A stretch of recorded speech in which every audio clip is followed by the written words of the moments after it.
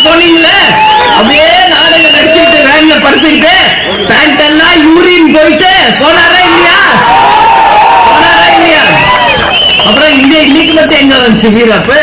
10 ரூபாய் ஒருத்தர் இருப்பாருங்க.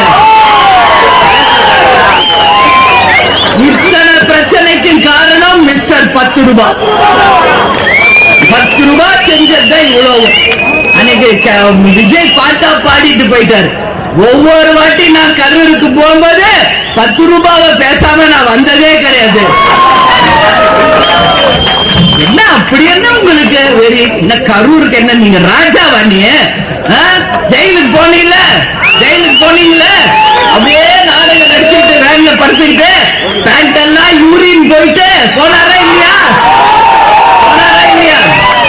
அப்புறம் இன்னைக்கு மட்டும் எங்க வந்துச்சு வீரப்பு?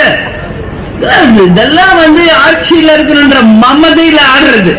ஆடாதடா மனிதா, ரொம்ப ஆட்டப்பட்ட அடங்கிடுவ மனிதா என்பதை நிச்சயம் மக்கள் உங்களுக்கு உணர்த்துவார்கள். அதெல்லாம் தப்பு. இன்னைக்கு 41 உயிர் போயிடுச்சு. உனக்கு என்ன போச்சு? ஏதாவது உனக்கு லாஸா?